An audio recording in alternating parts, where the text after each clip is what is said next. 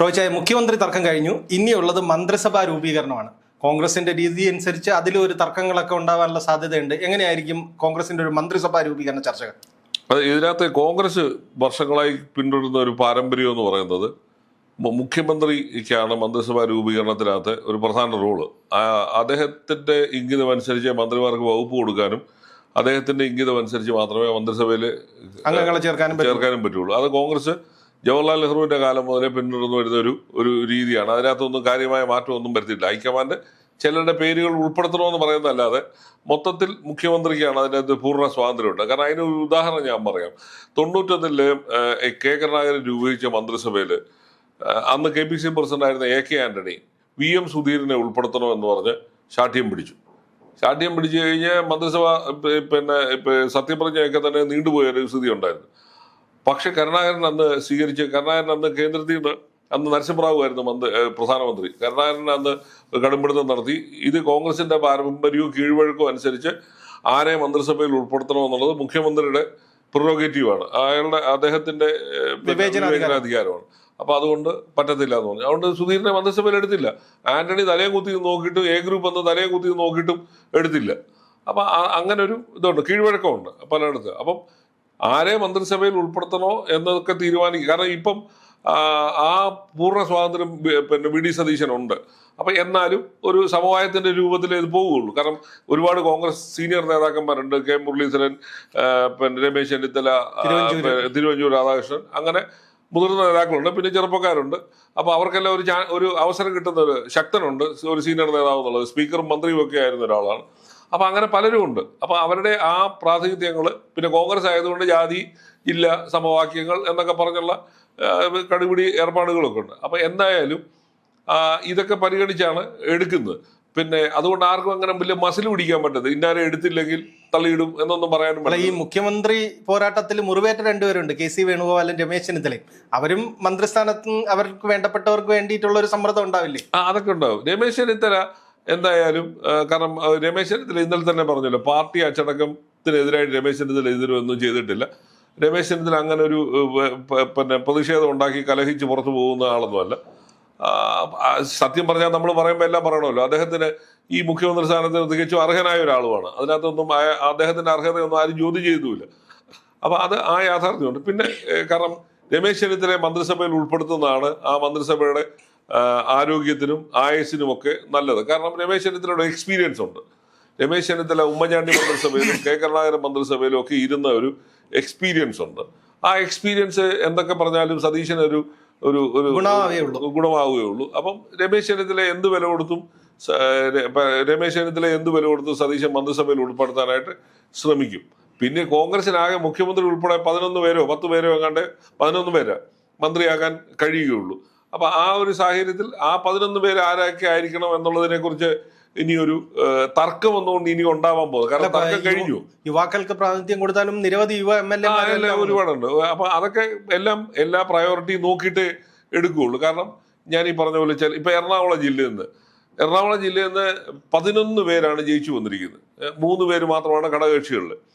അപ്പൊ അതുപോലെ തന്നെ ഇപ്പൊ അങ്ങനെ ജില്ലാടിസ്ഥാനത്തിൽ നോക്കിയാൽ തന്നെ തിരുവനന്തപുരത്തു നിന്ന് തന്നെ കോഴിക്കോട് ഒരുപാട് കോൺഗ്രസ്സുകാർ ജയിച്ചു വന്നിട്ടുണ്ട്. പിന്നെ അങ്ങനെ അപ്പൊ അതുകൊണ്ട് ആ വക കാര്യങ്ങളെല്ലാം, കാരണം ഈ ജാതി സമവാക്യങ്ങള്, ഇതൊക്കെ നോക്കണമല്ലോ. അത് നോക്കണമെന്ന് നിർബന്ധമൊന്നുമില്ല. ഈ കോൺഗ്രസ്സുകാർ ഇതൊക്കെ ശാഠ്യം പിടിക്കുന്നതുകൊണ്ടാണ് ഇത് പണ്ട് മുതലേ ഇങ്ങനെ ജാതി മതം എന്നൊക്കെ പറഞ്ഞ് നിൽക്കുന്നത്. ഇപ്പൊ നമ്മൾ കണ്ടത് പിണറായി വിജയന്റെ മന്ത്രിസഭയിൽ 10 നായന്മാരുണ്ടായിരുന്നു. ആരെങ്കിലും ചോദിച്ചു?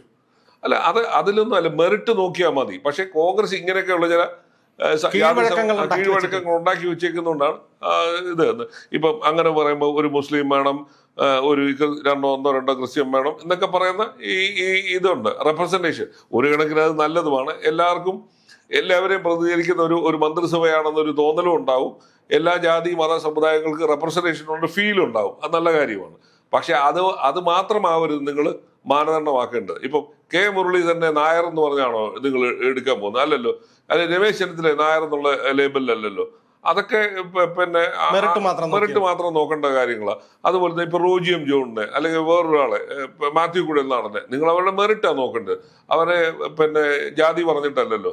മിടുക്കന്മാരായ ആൾക്കാരെ ഈ കൂട്ടത്തിലുണ്ട്. ഇപ്പൊ PC വിഷ്ണുനാഥ് PC വിശ്വനാഥിനെ നിങ്ങൾ പറയുമ്പോൾ നായരാന്ന് പറയും, പക്ഷെ PC വിശ്വനാഥിനെ അതിന്റെ ഒരു മെറിറ്റാണ് കണക്കാക്കേണ്ടത്. അങ്ങനെ ഓരോരുത്തരെയും ആ ഒരു അടിസ്ഥാനത്തിൽ ഉണ്ടാകുന്ന ഒരു മന്ത്രിസഭയാണ് ഏറ്റവും നല്ലത്. ജാതി മതമൊക്കെ രണ്ടാമതേ ഉള്ളൂ. കാരണം ജാതിക്കും മതത്തിനും എതിരായിട്ടുള്ള ഒരു തെരഞ്ഞെടുപ്പ് വിധിയാണ് ജനങ്ങൾ കൊടുത്തത്. അപ്പം പിന്നെ അങ്ങനെയുള്ള ഒരു സമ്മർദ്ദങ്ങൾക്ക് വഴങ്ങാത്ത ഒരാളാണ് കേരളത്തിന്റെ മുഖ്യമന്ത്രിയായി വരുന്ന ഒരാൾ. അപ്പൊ നിങ്ങൾ ജാതി മതമൊന്നും വലിയായിട്ട് പരിഗണിക്കണമെന്നില്ല. എല്ലാ തരത്തിലെ ആൾക്കാർക്കും, ചെറുപ്പക്കാർക്കും, പ്രായമുള്ളവർ, സീനിയേഴ്സിനും ഒക്കെ ഒരു സന്തുലിതമായ ഒരു മന്ത്രിസഭയായിരിക്കാം വരുന്നതും. ഈ കോൺഗ്രസിലെ ചർച്ചകൾ ഇങ്ങനെ പോവും. അതിന് ഘടകകക്ഷികൾക്ക് കൊടുക്കുന്ന മന്ത്രിസ്ഥാനങ്ങളെ ചൊല്ലി അതെങ്ങനെയായിരിക്കും? കാരണം ലീഗിന്റെ 5ാം മന്ത്രി എന്ന് പറയുന്ന ഒരു വലിയ വിവാദം കേരളം കണ്ടതാണ്. അത് ഒരു കാര്യമില്ല. കേരളത്തിൽ ഞാൻ എപ്പോഴും പറയുന്നത് ലീഗിന് 5 മന്ത്രിക്ക് അർഹതയുണ്ട്. നിങ്ങൾ നോക്കി, 22 പേര് അവരുടെ അവിടെ നിന്ന് ജയിച്ചതാ. ബാക്കി വരുന്ന ഈ കോൺഗ്രസിന്റെ ഈ നേതാക്കന്മാരൊക്കെ ജയിച്ചു വന്നിരിക്കുന്ന ഒരു ലീഗിന്റെ വോട്ടുകൂടെ വാങ്ങിയാണ്. ലീഗിനെ 5 മന്ത്രിസ്ഥാനം കൊടുത്താൽ എന്താണ്? ആകാശം ഇടിഞ്ഞു വീഴും. ലീഗിനെക്കാട്ടിലും ലീഗിന്റെ പകുതി പിന്നെ ഈ രാഷ്ട്രീയമായി ശക്തിയില്ലാത്തൊരു പാർട്ടിയാണ് CPI. പിണറായി വിജയന്റെ 4 മന്ത്രിമാർ കയറിയിരിക്കും. എവിടെയാണ് ഇന്ത്യയിൽ? നമ്മൾ നോക്കിക്കുക, കേരളത്തിൽ തന്നെ അവരുടെ വോട്ടിംഗ് ശതമാനം എത്ര നോക്ക്, പഞ്ചായത്ത് അംഗങ്ങളുടെ എണ്ണം എത്ര നോക്ക്. അപ്പൊ അങ്ങനെ ഒരു വലിയ ലീഗിന് 5 മന്ത്രി എന്ന് പറഞ്ഞാൽ ഇവിടെ നിന്ന് ആകാശം ഇടിഞ്ഞ വീഴും. കേരളത്തിൽ 25% ഉള്ള ഒരു ജനവിഭാഗത്തെ പ്രതിനിധീകരിക്കുന്ന ഒരു രാഷ്ട്രീയ പാർട്ടിയാണ്. അവർ വളരെ സെക്കുലറാണ്. അവർക്ക് കൊടുക്കുന്നുണ്ട് എന്താ കുഴപ്പം? ഈ ഒരു ചോദ്യം ഉണ്ടല്ലോ. അവർക്ക് 5 മന്ത്രിമാരായത് അവർക്ക് റെപ്രസെന്റേഷൻ ഉണ്ട്. ഇപ്പൊ ഇവരുടെ ഈ ഫോർമുല അനുസരിച്ച് 5 മന്ത്രിമാർക്ക് 5 MLA-മാർക്ക് ഒരാൾ വെച്ചാൽ അങ്ങനെ നോക്കിയാൽ തന്നെ അവർക്ക് കൂടുതലുണ്ട്. 22 പേരില്ലേ? അപ്പൊ അതുണ്ട്, അത് കൊടുക്കുന്നുണ്ടെന്ന് ഒരു പ്രശ്നവും ഇല്ല. അതുകൊണ്ട് ഇവിടെ ആകാശം ഇടിഞ്ഞ് വീഴാനും പോകില്ല. 5 മന്ത്രിമാരുണ്ടായ എന്താ കുഴപ്പം? അതൊന്നും ആരും ചോദിക്കേണ്ട കാര്യങ്ങളൊന്നുമില്ല. അവർ തെരഞ്ഞെടുപ്പ് രംഗത്ത് മത്സരിച്ച് അവർ ജനങ്ങളുടെ എല്ലാ ജനവിഭാഗങ്ങളുടെ വോട്ട് കിട്ടിയിട്ടാണല്ലോ അവരുടെ മന്ത്രി. ലീഗിന് മുസ്ലിങ്ങൾ മാത്രമല്ലല്ലോ അവരുടെ സ്ഥാനാർത്ഥിക്ക് കുത്തിയിരിക്കുന്നത്.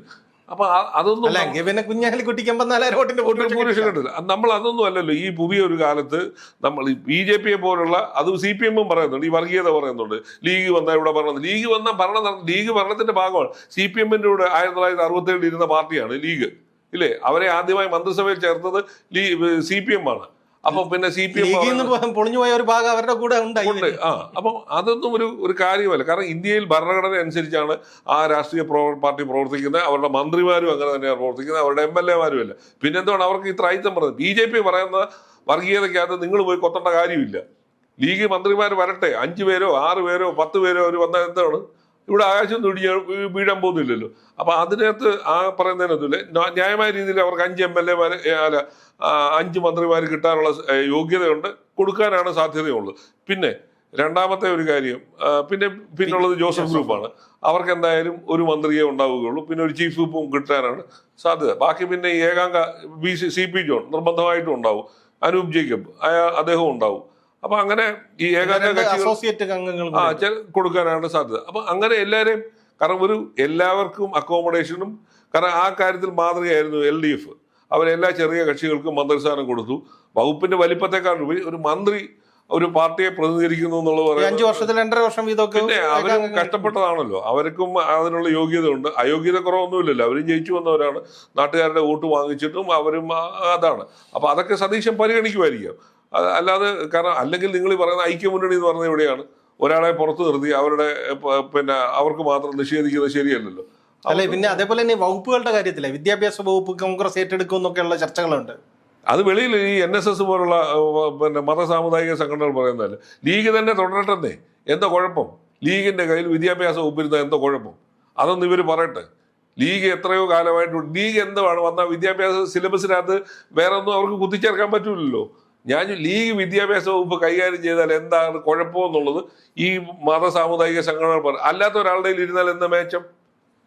ഇവിടെ പിന്നെ ക്രിസ്ത്യാനികൾ വിദ്യാഭ്യാസ വകുപ്പുണ്ട്, ബേബി ജോൺ, MA ബേബി, ഇല്ലേ? അതിന് മുമ്പിരുന്നവർ പലരും ഉണ്ട്. അതിനകത്ത് എന്താ കുഴപ്പം? അപ്പൊ നിങ്ങൾ വിദ്യാഭ്യാസ വകുപ്പിനകത്ത് എന്തോ ഇത്ര വലിയ പ്രശ്നമുണ്ട്? ലീഗ് കൈകാര്യം ചെയ്താൽ സ്കൂളുകൾ അടച്ചിട്ട് ആരെങ്കിലും പോകും? ഇല്ലല്ലോ. അതൊന്നുമില്ല. നമ്മൾ അങ്ങനെ ഒരു ജാതിയുടെയോ മതത്തിന്റെയോ അടിസ്ഥാനമാക്കിയിട്ടല്ല ഇതിനെ കാണേണ്ടത്. KR നാരായണൻ ഒരു ദളിത് സമുദായത്തിൽ പെട്ട ഒരാൾ ഇന്ത്യയുടെ രാഷ്ട്രപതി ആയിരുന്നില്ല, എന്താ കുഴപ്പം? ഇപ്പൊ ഇരിക്കുന്ന നമ്മുടെ പിന്നെ ദ്രൗപദി മുർമു അവരൊരു ആദിവാസി സമുദായത്തിൽ നിന്ന് വരുന്ന, എന്താ കുഴപ്പം? ഞാൻ ചോദിക്കട്ടെ, നിങ്ങൾ ഒരാളെ കാണുന്നത് അവരുടെ മതത്തിന്റെ അടിസ്ഥാനത്തിലോ ജാതിയുടെ അടിസ്ഥാനത്തിലോ ആണോ? അങ്ങനെ അത് പാടില്ല. നമ്മുടെ നാട്ടിൽ എല്ലാവർക്കും പിന്നെ ജനാധിപത്യത്തിന്റെ ഏറ്റവും വലിയ ഗുണം അതാണ്. എല്ലാവർക്കും അതിനുള്ള യോഗ്യതയുണ്ട്, അവരുടെ മെറിറ്റ് അതനുസരിച്ച്. ഞാൻ ചോദിക്കട്ടെ, ഇ ടി മുഹമ്മദ് ബഷീർ ഇവിടെ പിന്നെ വിദ്യാഭ്യാസ മന്ത്രിയായിരുന്നു. അത് കഴിഞ്ഞ് പി കെ അബ്ദുൾ റഹ്മാൻ ഉണ്ടായിരുന്നു. അതിനു മുമ്പ് CH മുഹമ്മദ് കോയ ഉണ്ടായിരുന്നു. ഞാൻ ചോദിക്കട്ടെ, ഇവരൊക്കെ എന്തുവാണ് വിദ്യാഭ്യാസ വകുപ്പ് കൈകാര്യം ചെയ്തപ്പോൾ മറ്റ് സമുദായങ്ങൾക്കോ മറ്റ് ജാതികൾക്കോ എന്തെങ്കിലും അവഗണന ഉണ്ടായിട്ടുണ്ടോ? ഉണ്ടെങ്കിൽ അത് പറ. NSS എന്തിനാണ് ഈ പിന്നെ ഇതിന്റെ പേരിൽ എതിർക്കുന്നത്? മുസ്ലിം ലീഗിന് കൊടുക്കരുതെന്ന് പറഞ്ഞത് അതെന്ത് ന്യായം? അവർക്ക് ജനങ്ങളുടെ വോട്ട് കിട്ടിയതാണ്. NSSന്റെ വോട്ട് മേടിച്ചിട്ടല്ലല്ലോ അവർ. NSS പറയുന്ന പോലെ തുള്ളാനല്ലല്ലോ ഇവിടെ കേരളത്തിലെ ഒരു മന്ത്രിസഭകളുണ്ടാകും. ഈ ന്യായം എന്താണ്? അവർ അന്ന് പിന്നെ കഴിഞ്ഞ മന്ത്രിസഭയുടെ കാലത്ത് പറഞ്ഞില്ലല്ലോ. അപ്പൊ ആ പറയുന്ന ന്യായത്തിനകത്ത് ഒരു അർത്ഥവും ഇല്ല. കേരളത്തിലെ അങ്ങനെ ഒരു മന്ത്രിസഭയും ഉണ്ടാകാൻ പാടില്ല. അങ്ങനെ ഒരു സമുദായത്തെയോ അവരുടെ ജാതിയുടെ പേര് പറഞ്ഞോ, അവരുടെ പേരിനകത്ത് അവരുടെ പാർട്ടിക്ക് മുസ്ലിം ലീഗ് എന്ന പേര് മാത്രമേ ഉള്ളൂ. അപ്പൊ അത് നമ്മൾ മനസ്സിലാക്കിയാൽ മതി. പേര് മുസ്ലിം എന്നുള്ളത് ഒഴിച്ചാൽ അവര് എല്ലാ അർത്ഥത്തിലും ഒരു മതേതര പാർട്ടിയാണ്. എല്ലാ അർത്ഥത്തിലും അവർ ഭരണഘടന അനുസരിച്ച് പ്രവർത്തിക്കുന്ന ഒരു പാർട്ടിയാണ്. അവർക്ക് കേരളത്തിലെ എല്ലാ ജനവിഭാഗങ്ങളുടെയും പിന്തുണയുള്ള വോട്ട് കിട്ടിയിട്ടാണ് അവര് പിന്നെ പിന്നെ നിയമസഭയിലേക്ക് കടന്നു വന്നിരിക്കുന്നത്. അപ്പൊ അവരുടെ ആ വിദ്യാഭ്യാസ വകുപ്പിന്റെ കാര്യം പറഞ്ഞുകൊണ്ടൊന്നും ഈ NSSഉം SNDPയും BJP ഒന്നും തുള്ളേണ്ട കാര്യമൊന്നുമില്ല. അത് അങ്ങനെ തെറിച്ചു പോകുന്ന ഒരു ജാതിയും മതവും ഒന്നും നമുക്ക് ആവശ്യമില്ല. കാരണം കേരളത്തിലെ ജനങ്ങൾ വോട്ട് ചെയ്തത് വർഗീയതയ്ക്കെതിരായിട്ടുള്ള വോട്ടായിരുന്നു. അതായിരുന്നു UDFന്റെ മുദ്രാവാക്യം. അതുകൊണ്ടാണ് ജനങ്ങൾ വോട്ട് ചെയ്തത്, എല്ലാവരും വോട്ട് ചെയ്തത്. അപ്പൊ പിന്നെ ഇന്ത്യൻ യൂണിയൻ മുസ്ലിം ലീഗിനെ മാത്രം നിങ്ങൾ ജാതി പറഞ്ഞ് എന്തിനാണ് ആക്ഷേപിക്കുന്നത്? അതിന്റെ ആവശ്യമില്ല, അത് അംഗീകരിക്കാനും കഴിയില്ല.